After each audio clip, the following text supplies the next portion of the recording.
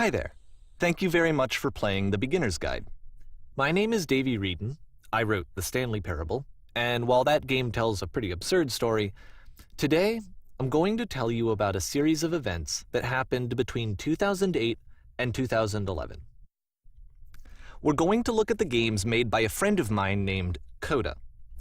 Now, these games mean a lot to me. I met Coda in early 2009 at a time when I was really struggling with some personal stuff, and his work pointed me in a very powerful direction. I found it to be a good reference point for the kinds of creative works that I wanted to make. So just to start you off, this is, I think, the first game he ever made.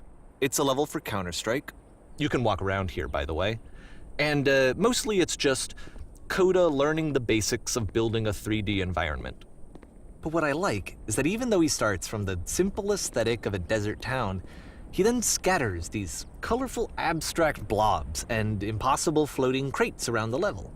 And of course, it destroys the illusion that this actually is a desert town, and instead this level becomes a kind of calling card from its creator. It's like a reminder that this video game was constructed by a real person. And it kind of makes you wonder, what was going through his head as he was building this? This is what I like about all of Coda's games. I mean, not that they're all fascinating as games, but that they are all going to give us access to their creator. I want us to see past the games themselves. I want to get to know who this human being really is. And that's exactly what we're going to do here. So, it's 2008, Coda starts making these games, and he never releases any of them. He doesn't put them onto the internet, he just makes them and then immediately abandons them, and they sit on his computer forever. And I think he really understood this image of himself as a recluse. At one point, he jokingly renamed his computer's recycling bin to Important Games Folder. So, you know, this was just how he worked. He tended to crank them out one after the other without even really pausing to try to understand what he had just made, until suddenly one day, he just stopped. In 2011, that was it. He made his last game, and then he hasn't made another one since.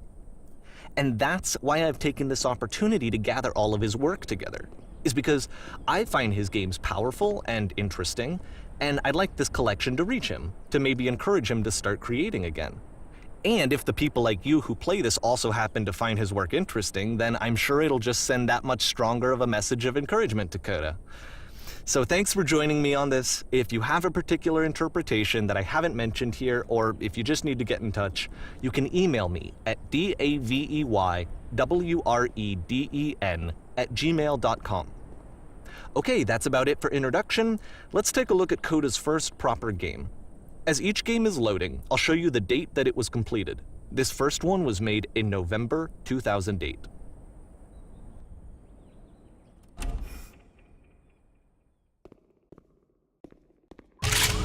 Warning. Whisper machine active. Shift to structure imminent. This game is called Escape from Whisper, and it's one of the more generic games you'll see from Coda.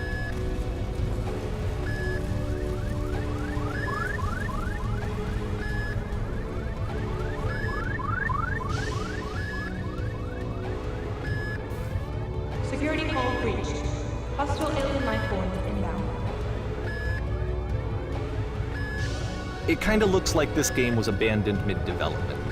For instance, you have this gun, which you'd think would indicate that there are supposed to be monsters or enemies somewhere, but then clearly there are no enemies anywhere. You can't even reload the gun when you run out of bullets. But ultimately we don't really know. Maybe Coda thought that actually it was complete the way that it is. And I think that we should talk about his games for what they are, rather than for what they're not. Enemy force neutralized. Begin chute evacuation.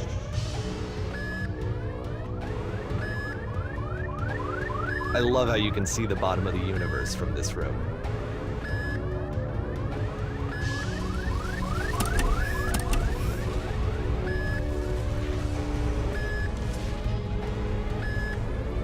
Apparently, the space station has a labyrinth on it. Sure, I don't know. There's really no reason for it that I've ever been able to discern, so in the interest of time, I'm just gonna skip you on past it. Okay, this is the part that's interesting. The game has this narrative about the Whisper machine and how it has to be turned off, and then you get to the engine room.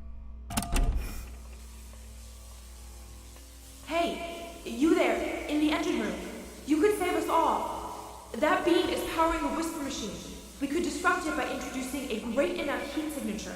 If your body could stop the beam.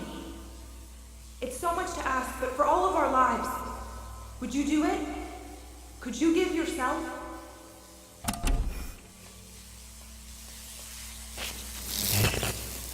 Let me pause here for a second. What you just experienced, stepping into the beam and then dying, is probably what Coda had initially intended when he was developing this level. But when he first compiles and plays it, something goes wrong. There's a bug somewhere. And this is what happens instead.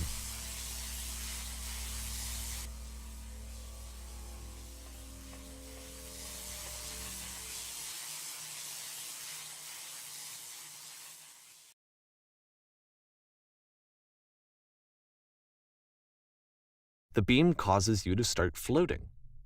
And this is an important moment for him. Because yes, this is technically a glitch, but Coda identifies something human about it, like how small it makes you feel in the face of this larger chaotic system. Or this floating could be the afterlife, a peaceful place, juxtaposed against all of the hysteria that you've just had to traverse. I don't even know. I have no idea what he was thinking, but what's clear is that after making this, something lodges itself in his brain. He wants to do more of these really weird and experimental designs. So he stops work on this and moves on to a stream of tiny little games that go in all sorts of directions. Let's go ahead and take a look at the first game he made after leaving this one behind.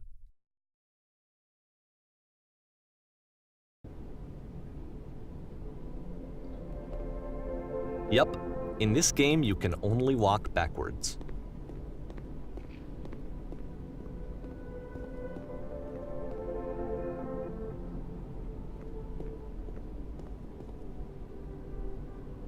So it's a short and relatively minimalist experiment combining motion and narrative. It is less advanced than the previous game, but actually it seems to be more focused, more complete. Coda's trying to give it a unique voice rather than simply basing it on a pre-existing trope.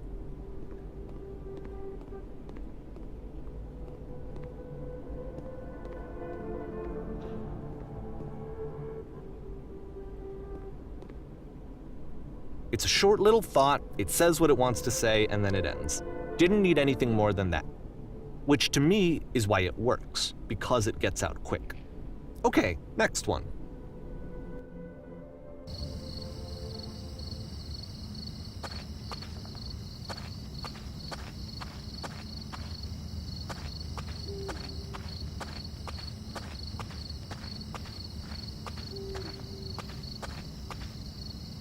And that's it.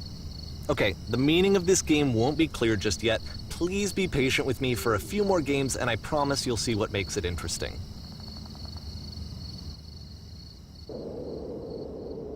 Oftentimes, Coda would put bizarre titles like this one at the start of his games. I wish I'd known him at the time that he was making these early games. He would really only talk to me about his work as he was making it. Once he stopped work on a game, that was it. It was dead to him. And I don't agree with that at all, but what are you gonna do?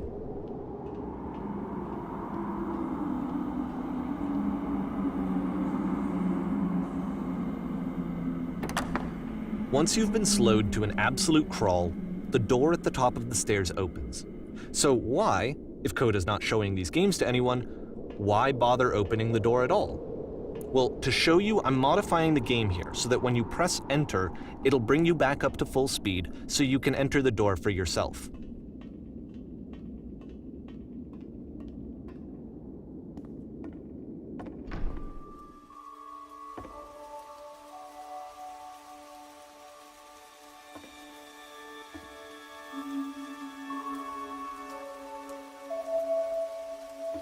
A room that's warm and nice and filled with little ideas for games.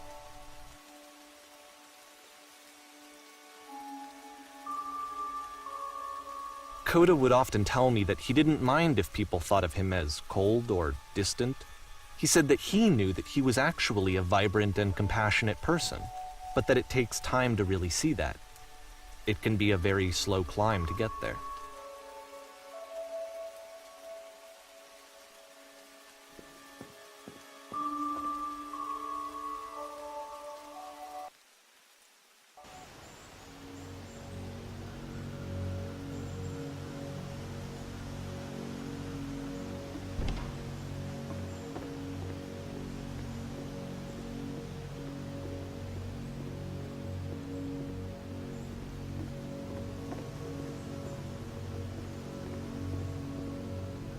Well, this is new for Coda. It's an actual puzzle. Go ahead and see if you can solve it.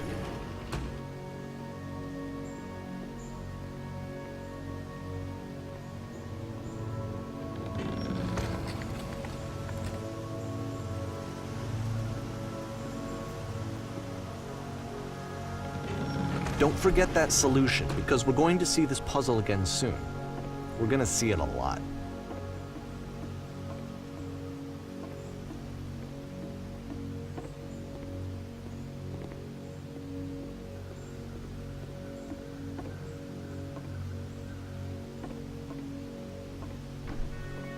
So that seems to be it, right? You walk down a corridor, you solve a puzzle, you get to the end. Simple enough. All right, now I'm going to modify the game again so that when you press enter, it'll remove all of the walls from this room.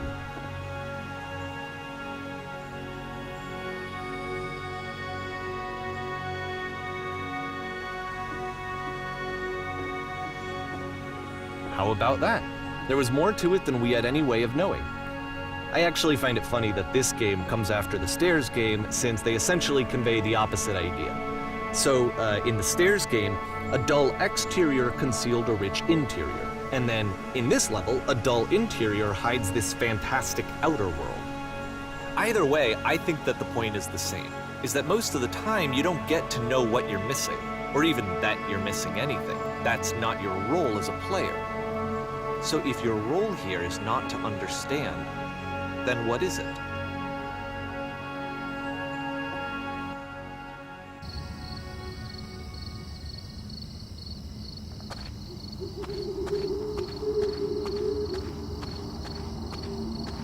Aha! So, this, combined with the entering game from earlier, tells us that Coda believes his games are connected somehow. It could even be that the Stairs game and the puzzle game are literally connected in between this and the entering game.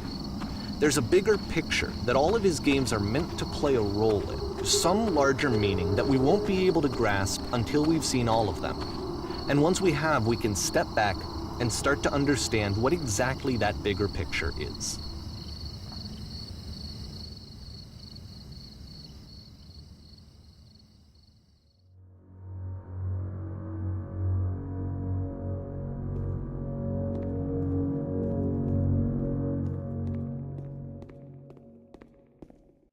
Let's talk about video game development for a second. Every video game runs on what's called an engine, which determines what the game can and cannot do. So in other words, the engine is a set of tools for game development. To make all of these games, Coda is using an engine called Source. Like all engines, Source has certain things that it does well, and it has certain things that it does poorly. One of the things that it does very well is boxy linear corridors. That's why so many of Coda's games are set in these large, flat, empty rooms, is just because he's working with what the engine does well. The tools available to the creator shape what kinds of creative work they're going to end up making. You might consider paying attention to the architecture in Coda's games to notice how they seem to stem from an engine that's very good at producing linear, boxy corridors.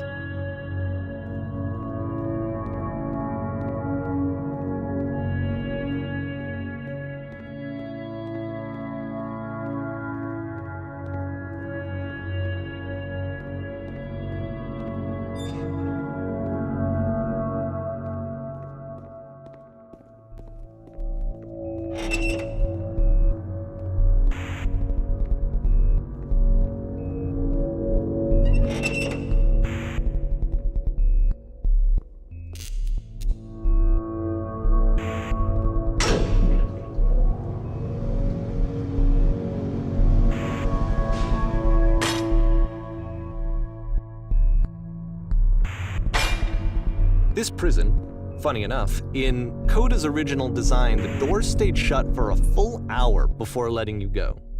If you don't mind, I think we're gonna skip that.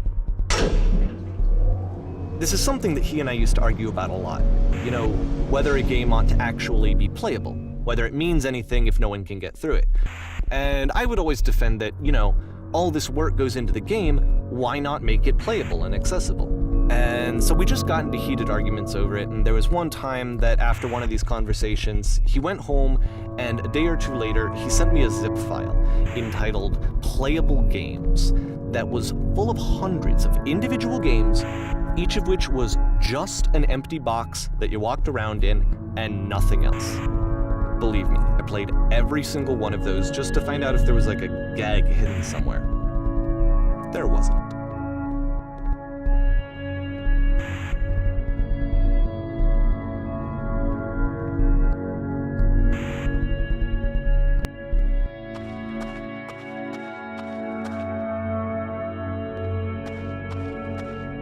It's the puzzle again, with the exact same solution as the last time.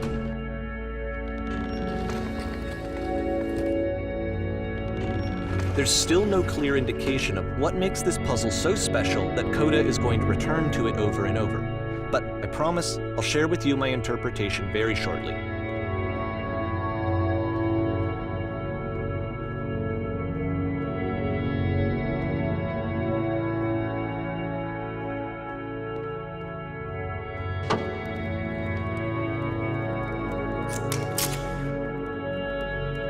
Here, Coda begins using a kind of dialogue system that he fashioned out of the engine's chat capabilities. Use the 1, 2, 3 buttons on your keyboard to respond.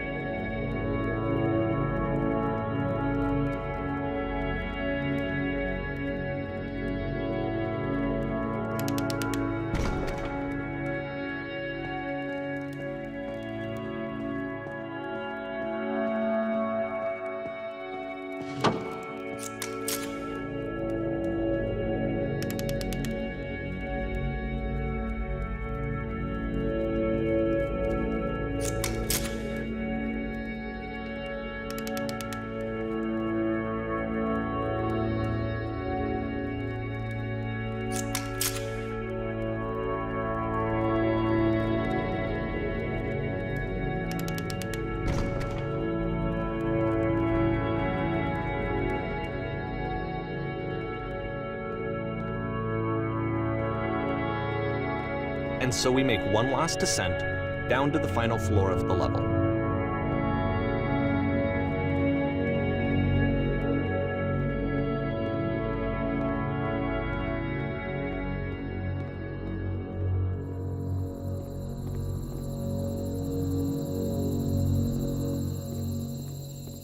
It's a lamppost. Okay, I can't tell you quite why, but for some reason, Coda fixates on this lamppost. It's going to appear at the end of every single one of his games from here on out. I'll tell you what I think. I think that up to this point, he's been making really strange and abstract games with no clear purpose, and maybe you can only float around in that headspace for so long. Because now he wants something to hold on to. He wants a reference point. He wants the work to be leading to something. He wants a destination, which is what this lamppost is. It's a destination. We're going to see it in the work as well. His games are just going to become a lot more cohesive, a lot more fully developed, with more of a clear idea behind them. And as we go, that idea will get clearer and clearer and clearer.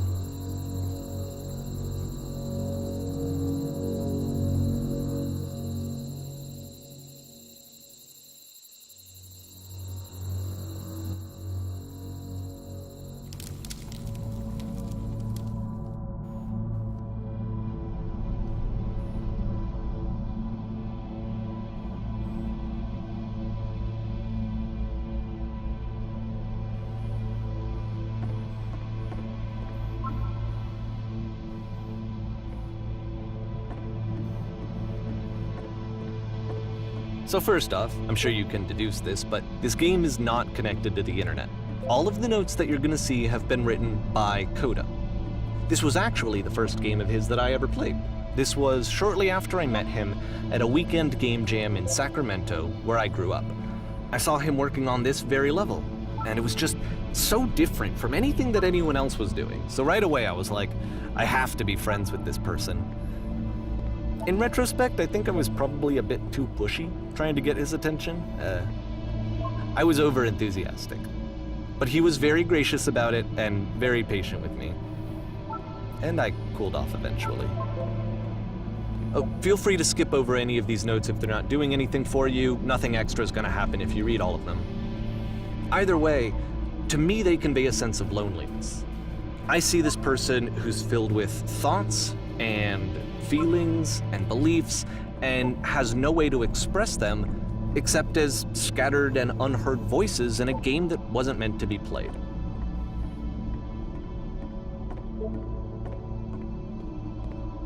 But it's ironic, isn't it, that in playing this game and seeing how alone Coda often felt, that we get to know him better and actually kind of connect with him. And I have to be honest with you, this idea is really seductive to me, that I could just play someone's game and see the voices in their head and get to know them better and have to do less of the messy in-person socializing.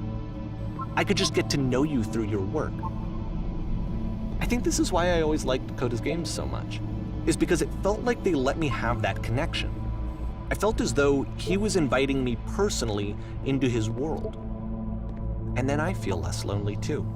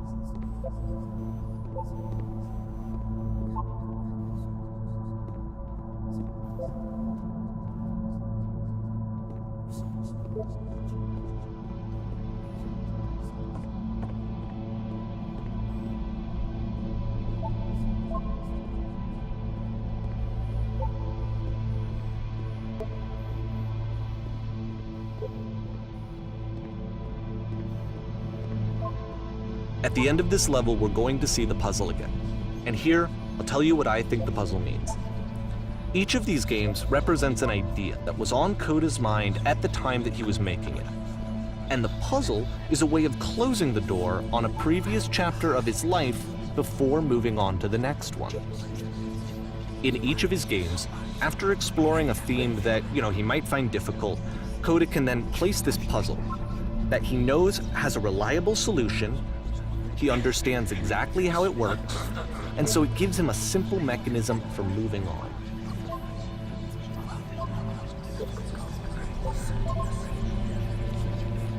And because there's this dark area between the doors, a space between spaces, before you move on, you get to pause. Just for a moment, a few seconds to reflect on and let go of the events that led you here. To step back and connect the pieces together, to grasp at that elusive bigger picture.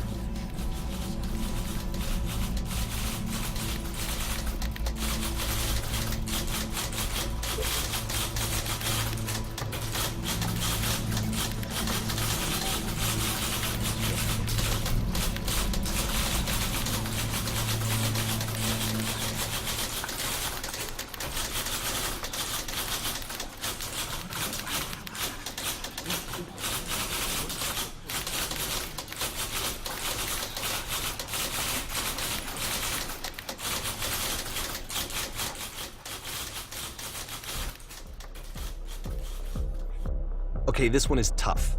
It's gonna kind of just spin its own wheels for a few minutes. Hang with it.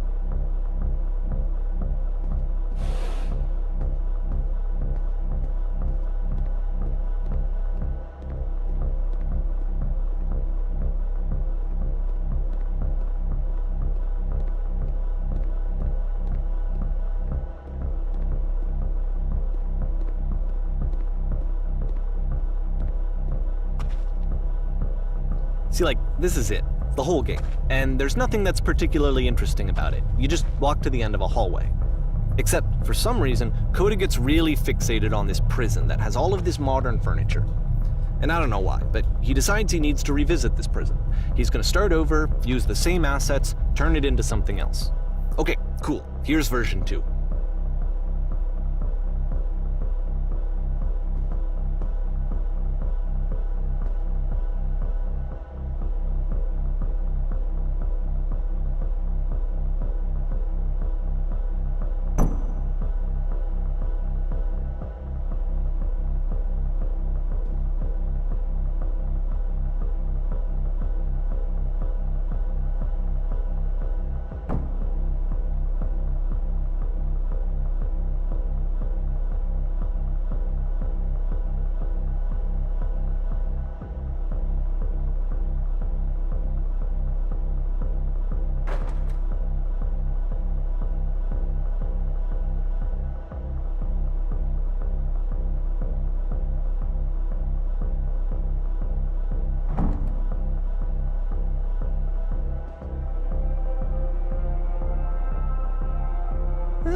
There's a bit more to this one, but still it's not really communicating anything. It's kind of just weird for weirdness' sake.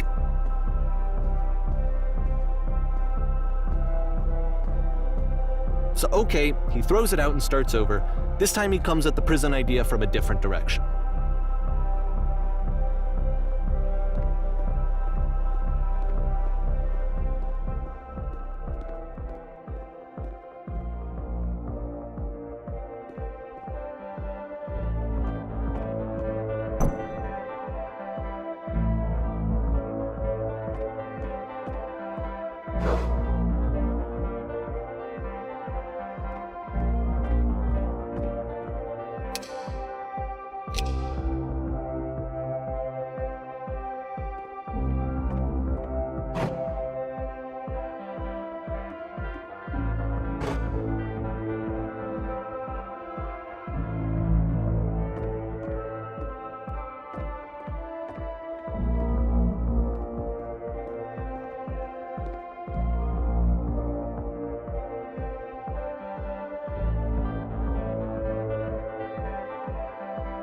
And of course, now the table is gone and you can't begin the chain of events to escape.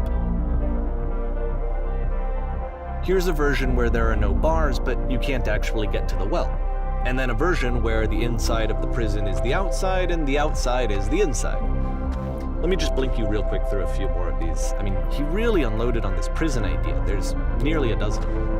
Personally, I think it's awful to watch this, to see a person basically unraveling through their work. And for what? Like, at what point do you just go, maybe there are game ideas other than this prison that I could be working on? But Coda doesn't have that voice telling you to stop, that particular mechanism of defense against yourself. Without it, you just spiral. And so he keeps going and going and going and going and going, and then he hits on something. And he likes it. And that's it. He's done. He stops making prisons. This is the very last version of the prison game that he created, and the reason I think it works is that the prison is not actually in it.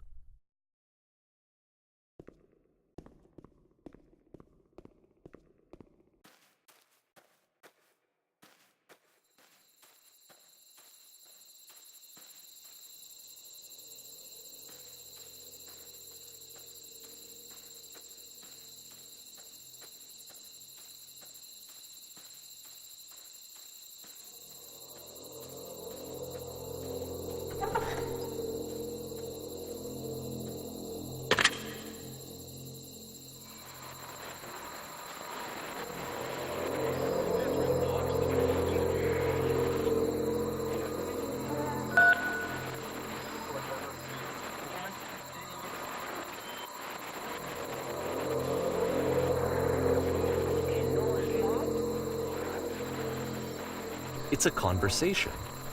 And so this is what Coda wants, is to be able to talk to someone, to share what's on his mind, and to get some good advice from someone who knows. But the irony is that even in this scenario, you're still talking to yourself. You know, all of these games so far are Coda talking to himself.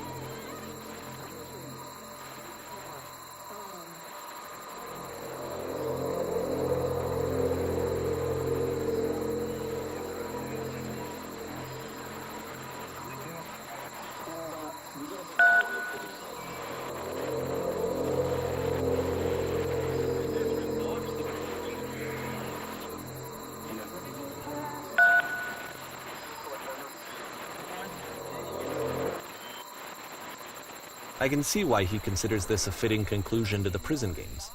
After all of the obsession and frustration, just to be told by someone you can trust that things are going to be okay. Wouldn't that be nice?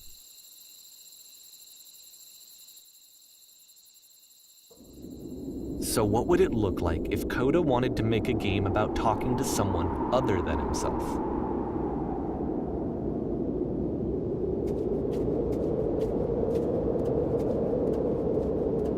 To me, this environment is meant to represent Coda's puzzle, with the 2 doors on either side and a dark transitional space between.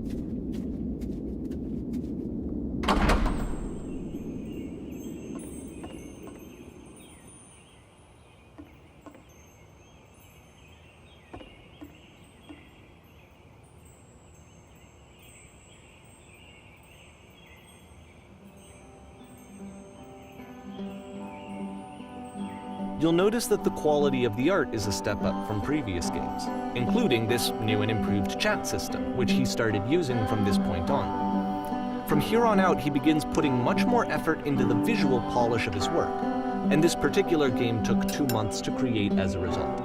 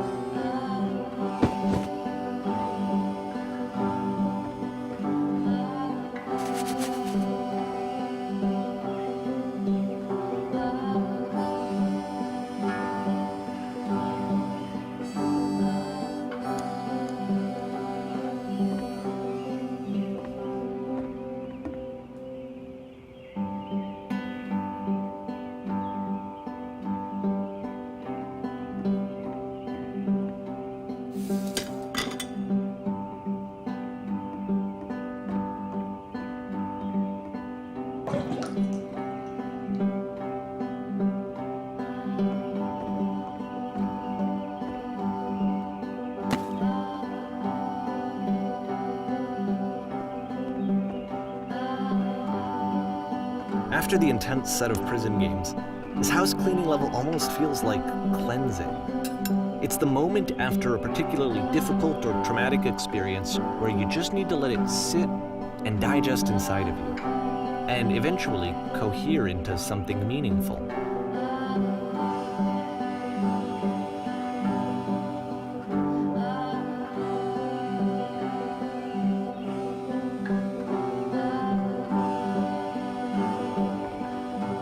I know that Coda really liked this game. Of all of his work, actually, this was the only one that he called me up to ask me to come over and look at it.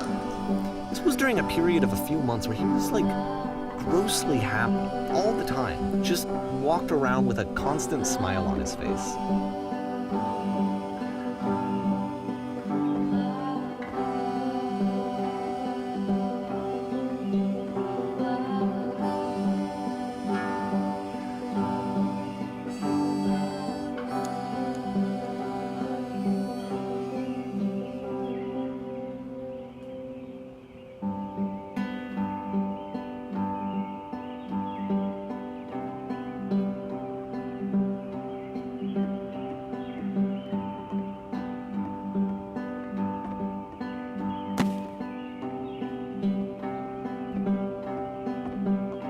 I'm glad he made this. I'm glad he found some peace.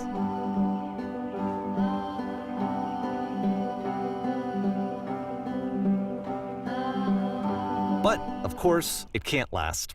The music stops, your companion is gone, it's time to leave. The door at the top of the hill is now open as well. Again, you can't stay in the dark space for too long. You just can't. You have to keep moving. It's how you stay alive.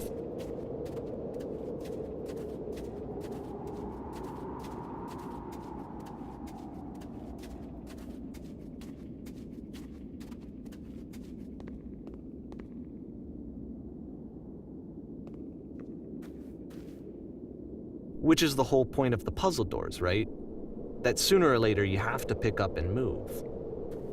I really thought that was the point of it.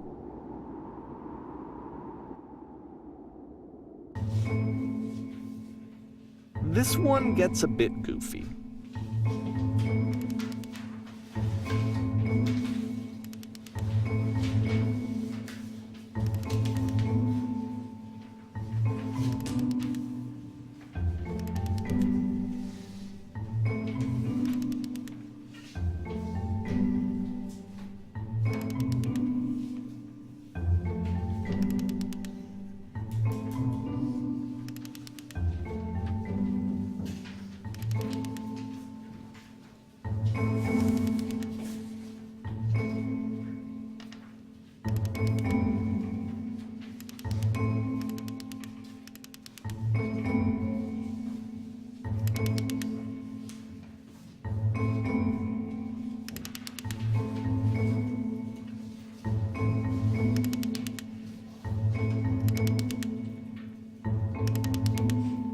About halfway through the game, the perspective shifts.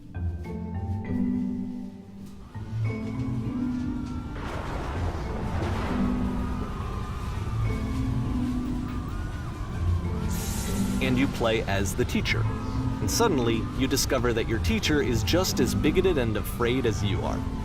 Oh, and also you can move around the classroom now.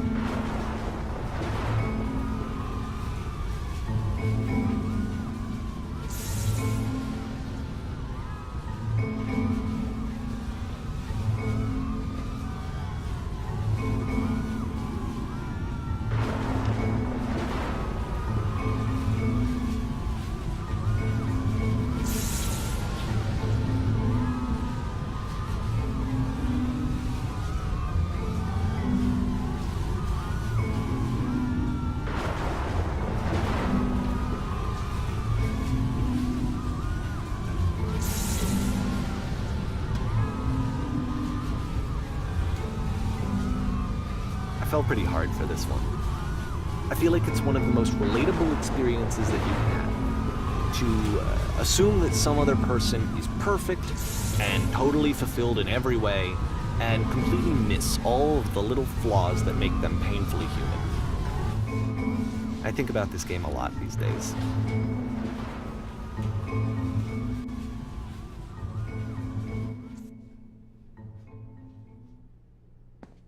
This one took a lot longer than all the others for Coda to make. It was 4 months between this and the last one.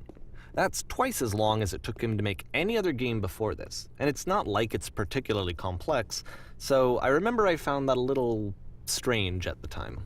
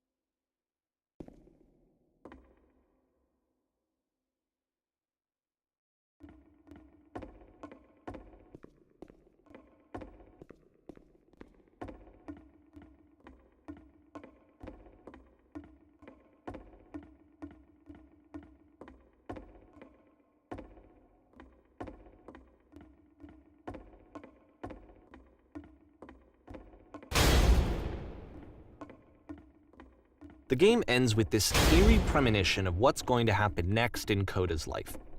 The solution, social anxiety, to fears of having to perform and having to chase success, the answer for Koda is to withdraw, to hide himself away.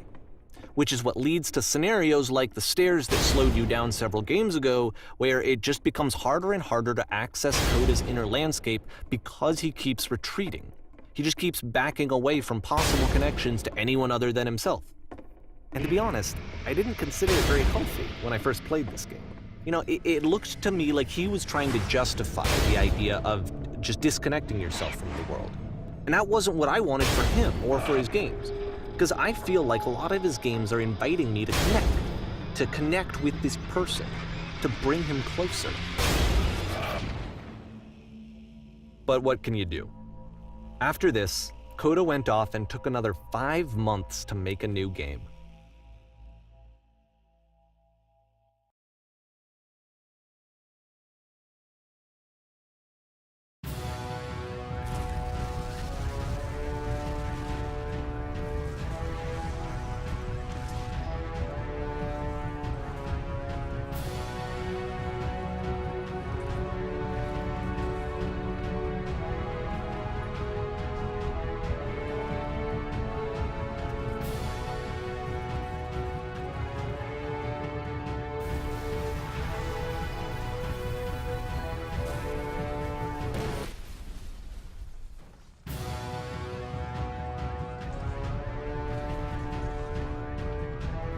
You should probably open your eyes if you haven't already. It's pretty much impossible to solve otherwise. And there is a solution, by the way.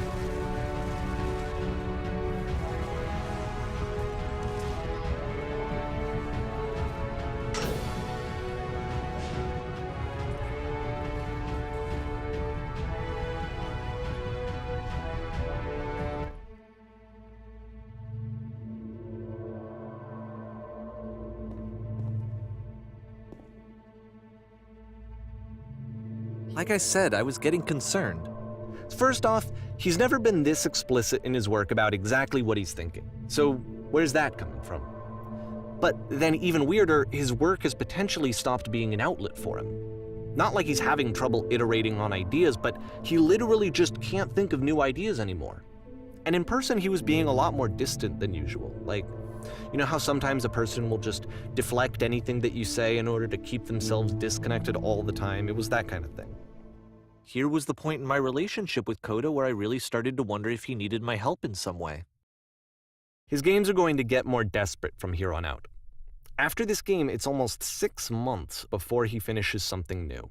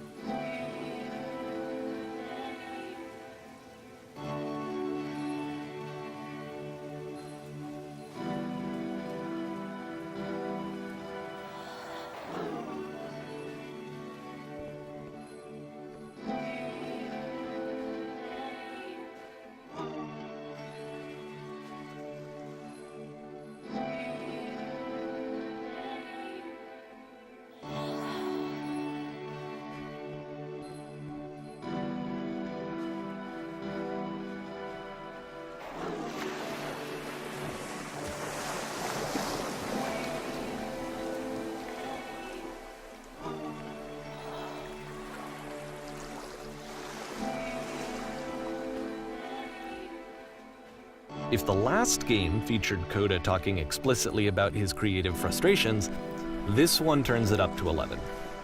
Now, put yourself in my shoes playing this. Here's a friend whose work is exhibiting signs of struggle, frustration, anxiety, depression, even. And yet, still, he keeps making games. He keeps throwing himself into the grinder even when he clearly doesn't have the energy for it anymore. Why? What is it for?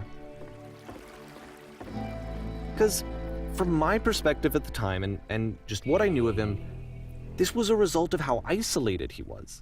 He was in his own little bubble, just sitting at his computer all day, not really showing these games to anyone, not releasing them onto the internet, and so he didn't have anyone outside of himself to connect with. He had no outlet to ground himself on.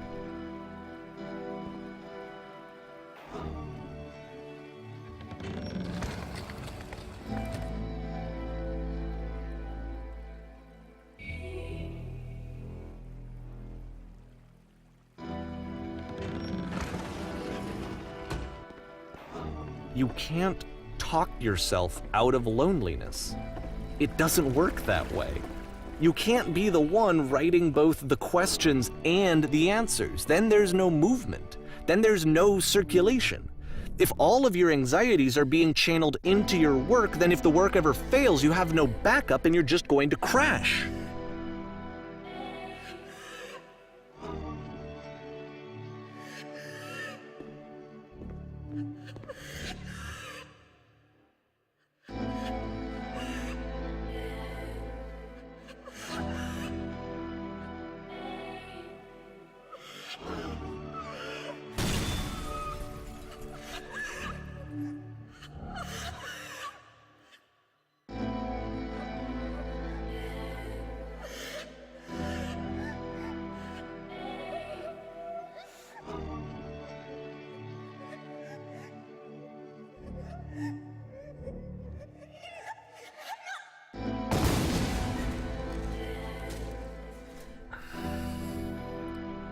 Seeing this game at the time that he made it, it looked really unhealthy to me.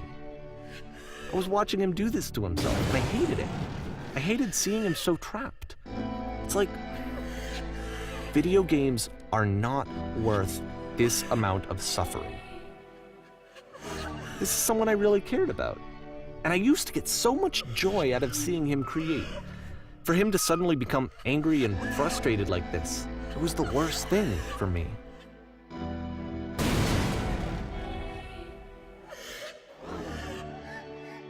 I don't know. This is what I felt at the time. I don't know how else to explain it. I wanted it to stop more than anything. I had never felt so rotten. I needed more than I had ever needed anything for this to stop.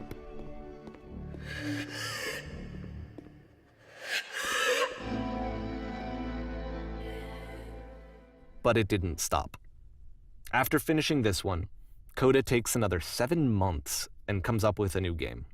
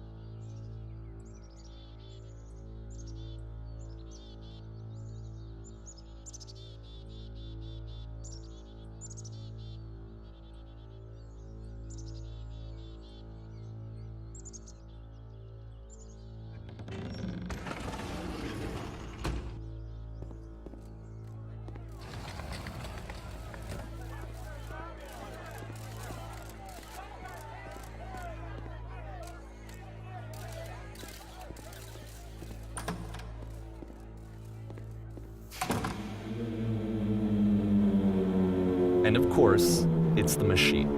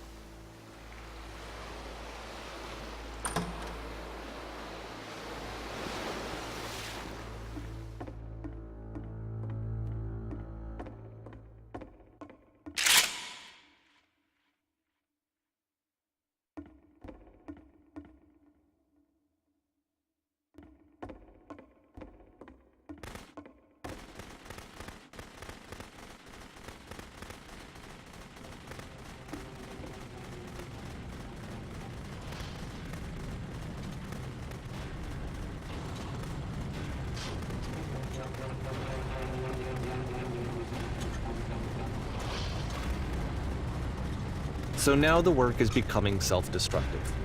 And I'll tell you, at the time that I first played this game, shortly after he made it, here's what I'm thinking to myself. I'm thinking that Code is stuck in his own head, and that it's having a very negative effect on him, and that all he needs to do is just start showing his work to people, to get some actual feedback on his games. It might get him out of isolation. And so, as I'm thinking this, I realize that I could be the one to initiate it. Because it would never occur to Coda to start actively soliciting feedback, so what if I did it for him? If he could see the difference it would make to have more actual conversations with other human beings, would that bring him out of his mental spiral? Would it give him confidence in himself? Would it bring meaning back into his work?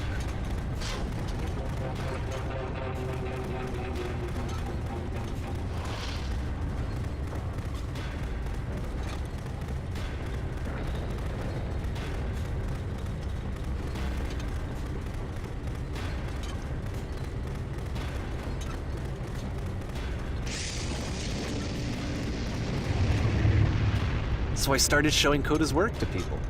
I took this one, and the islands which you just played, the theater, the notes, the house cleaning game, and some of the prison escape games. I brought them to people that I knew and trusted. I asked their opinions. And the great part is that they really loved his games.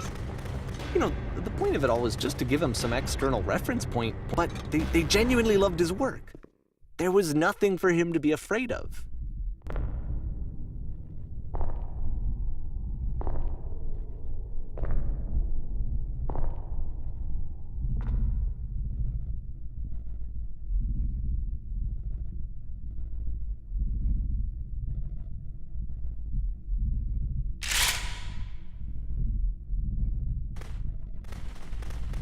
Can you see why I felt like this was the right thing to do? Because it's the thing that I always feel like I need, to be told that my work is good, that I am good. When someone really connects with a thing that I've made, when they see themselves purely in my work, there's nothing that feels better. And I got to give that very same feeling to my friend. I did something, I really felt like I'd done something good, like I was a good person. I felt like there was a friend who was in trouble and was unhappy and maybe didn't like themselves, and I could fix it. If I could give him this gift, maybe I could fix the problem. When they told me how much they enjoyed his games, it was the best feeling. It was the absolute best feeling. It made me feel so happy, so beautifully, beautifully happy.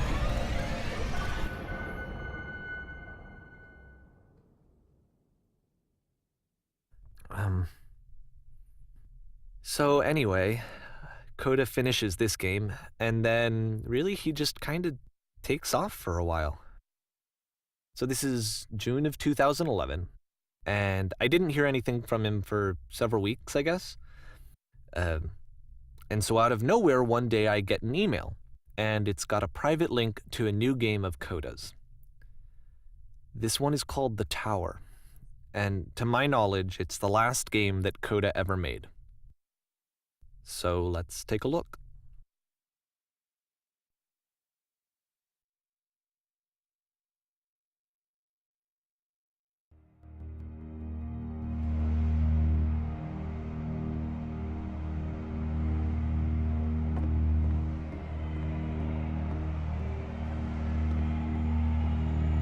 And this is where I have trouble saying anything meaningful about Coda's work.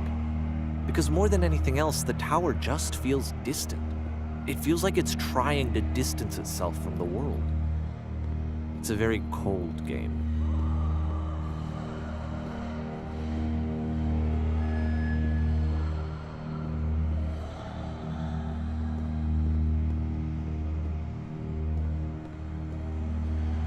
This room actually has a maze in it. Except that all the walls of the maze are invisible. And then every time you touch one of the walls, there's this awful flashing and noise, so the experience is really miserable. The game goes beyond not being meant to be played, it actually seems to despise the player for trying to play it at all. But I do want to show you the rest of the levels, so when you're ready to continue, press enter and I'll put a bridge over the maze.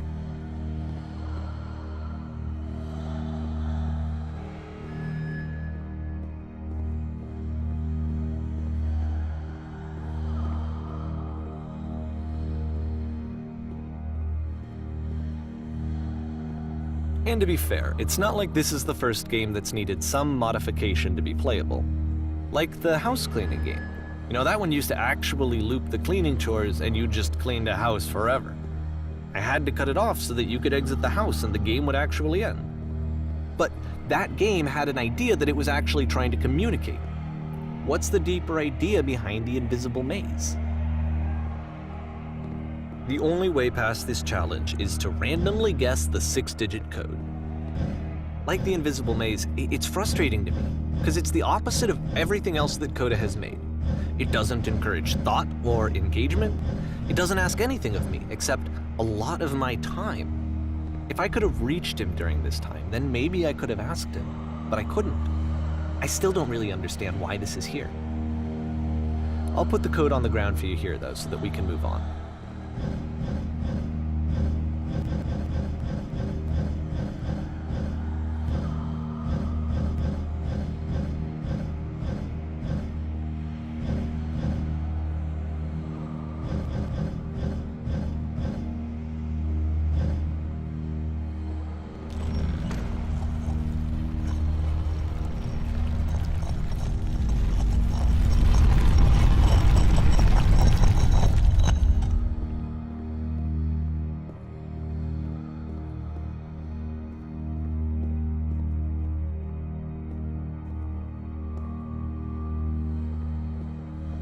The switch to open this door is actually on the other side of the door, meaning that it's literally impossible to solve from this side.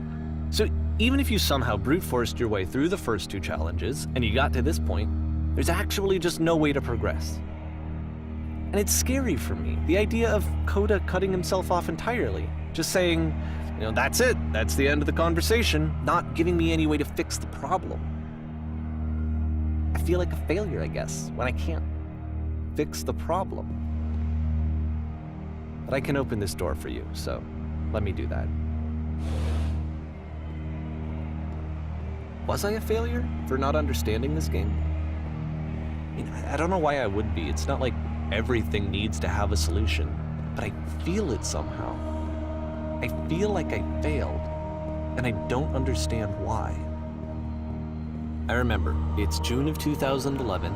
I'm playing this for the very first time, and as I'm playing, I'm thinking to myself, I don't know this person. I have no idea who this person is. It wasn't the guy I knew, it wasn't my friend. I had come to so many conclusions from looking at all of his work up to this point, and then suddenly none of them... I had been trying to, though. That was the thing. For years I was trying to get to know him, to understand who he actually was and what he stood for. I asked him so many times to please just tell me what his games mean to him. I asked him please to tell me what the 3 dots mean. And he wouldn't.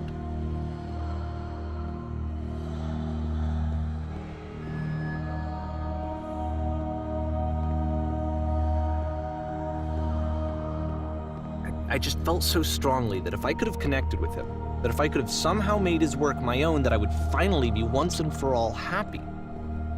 It was that I needed to see myself in someone else. I needed to be someone other than me. But he stopped and left, and it felt somehow like I had failed.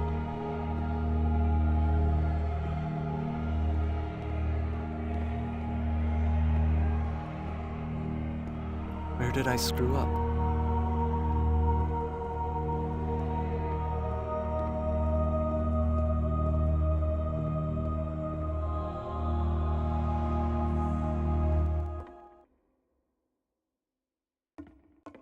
I'm the reason that you stopped making games, aren't I?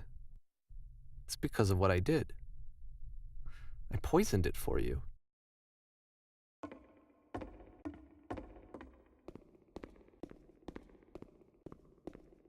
I don't think I ever told you this, but when I took your work and I was showing it to people, it actually felt... it felt as though I were responsible for something important and valuable. And the people who played them, they treated me like I was important. They really listened and cared about what I had to say. Even though I was showing your work, I felt good about myself. Finally. For a moment, while I had that, I liked myself.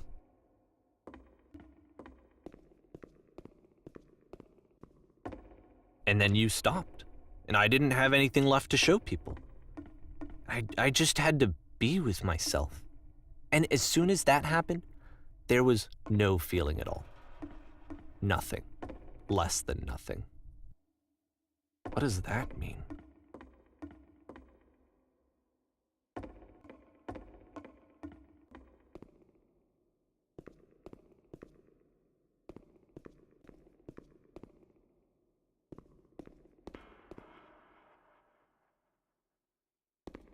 I'm afraid that I did something really stupid because I don't like myself.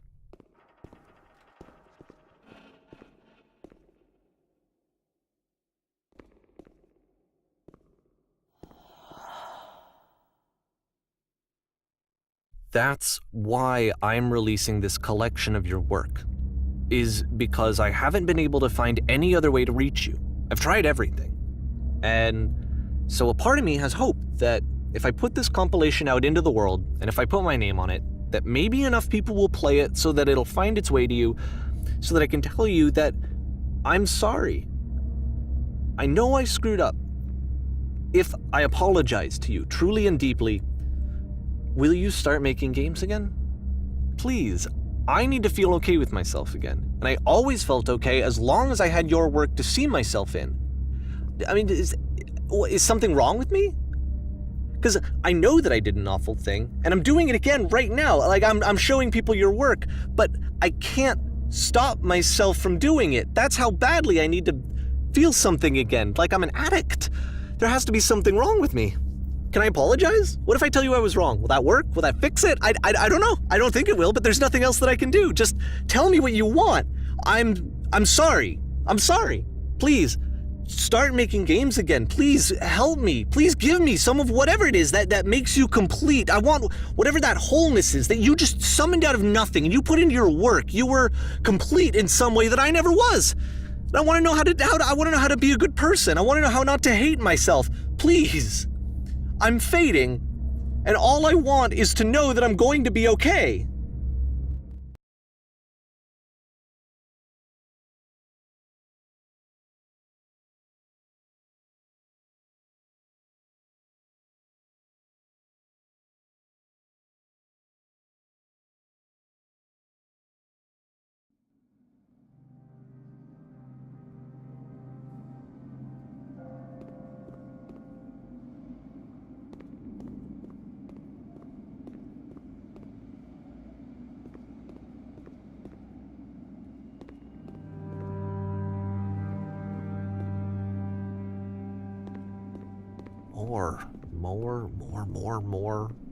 More love, more praise, more people telling me that I'm good.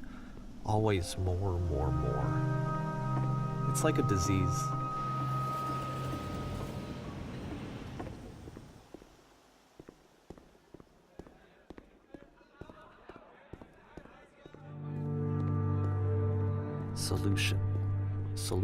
Solution.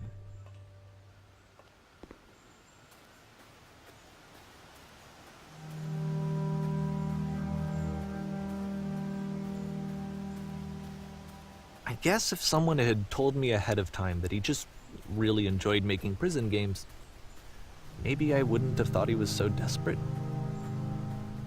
I wouldn't have told so many people that he was depressed. Maybe he just likes making prisons.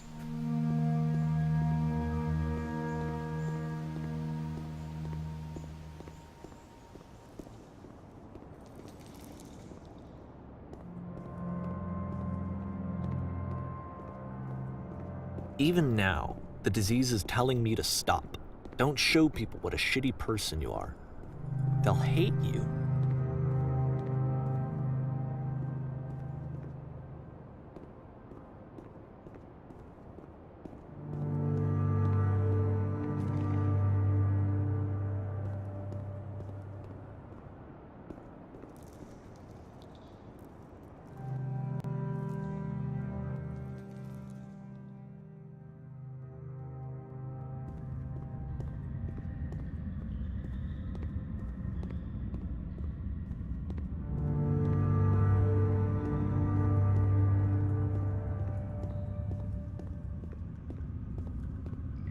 if I knew that my life depended on finding something to be driven by other than validation, what would that even be?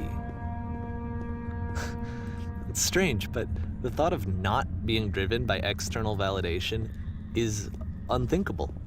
Like, I actually cannot conceive of what that would be like.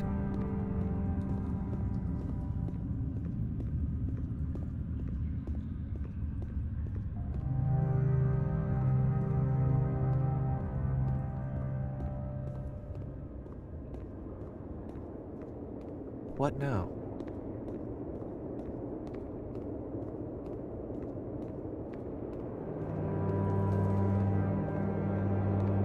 I think I need to go. And I'm sorry, because I know that I said that I would be here and I would walk you through this, but I'm starting to feel like I have a lot of work to do. I have a lot that I need to make up for. And so I'm just gonna... Okay.